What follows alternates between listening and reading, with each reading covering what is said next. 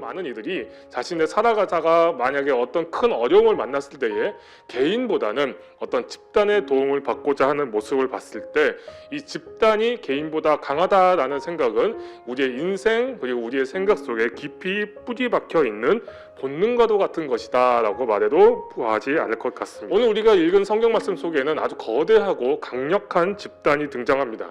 많은 이들이 그들로 인해서 생명의 위협을 받았고 그리고 많은 도시의 사람들이 이 일로 인해서 걱정을 하게 되었습니다. 그들은 아데미 여신의 위엄과 에베소라는 도시의 영광을 이야기했습니다. 하지만 실제로 그들 속에도 근본적인 목적이 무엇이었나요? 그들은 바로 자신의 탐욕, 자신의 욕망을 더 이상 포기하고 싶지 않다.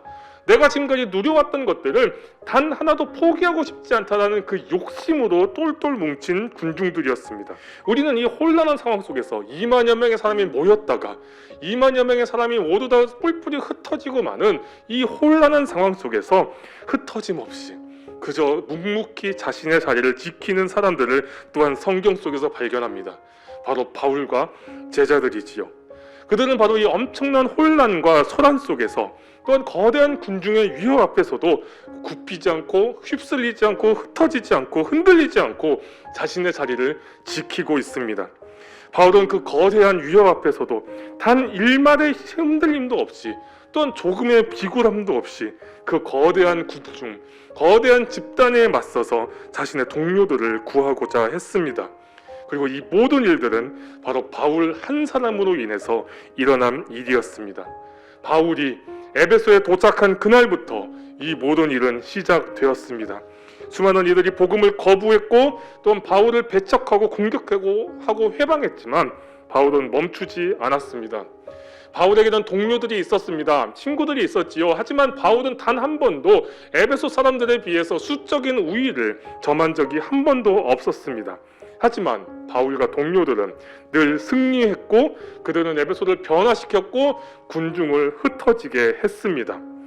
뭉치면 강하고 집단은 개인보다 강하다고 믿고 있는 우리에게 어떻게 이런 불가사의한 놀라운 일이 가능했겠습니까? 이 사건 직후에 에베소를 떠난 바울이 이후에 자신은 예루살렘으로 마지막 길을 가면서 이제 에베소의 장로들을 불러 유언과도 같은 고백을 남기는 부분에서 우리는 그 놀라운 이유를 발견할 수 있습니다. 사도행전 20장 24절입니다. 내가 달려갈 길과 주 예수께 받은 사명 곧 하나님의 은혜의 복음을 증언하는 일을 마치려 하면은 나의 생명조차 조금도 귀한 것으로 여기지 아니하노라. 늘 한 명의 개인이었음에도 불구하고 그들이 맞서 승리할 수 있었던 이유는 단 하나, 그들이 언제나 하나님의 편에 서 있었고 복음의 편에 서 있었다는 것입니다.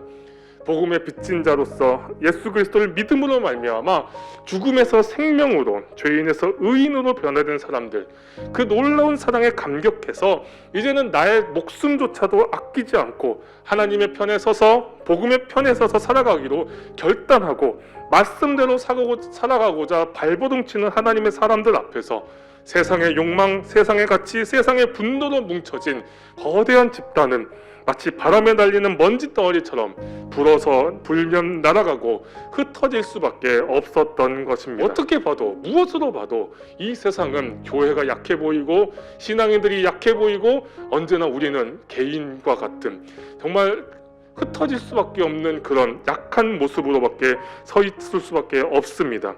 하지만 우리는 이 세상 속에서 집단은 개인보다 강하다, 큰 것이 작은 것을 이긴다라고 말한 이 세상 속에서 우리는 하나님의 편에 서 있는 사람들입니다. 우리가 하나님의 편에 서 있음을 잊어버리지 않을 때에, 우리가 하나님의 편에 서 있음을 늘 포기하지 않을 때에 하나님께서 일을 하십니다. 하나님의 사랑 한 명이 세상을 이깁니다. 하나님의 편에 서 있는 한 사람이 거대한 세상의 집단을 이깁니다. 굳게 서서 나를 통해 일하실, 또한 나를 위해 승리하실 하나님을 바라보며 나아갑시다. 여러분을 부르시는 분은 신실하시니 이 일을 또한 이루실 것입니다.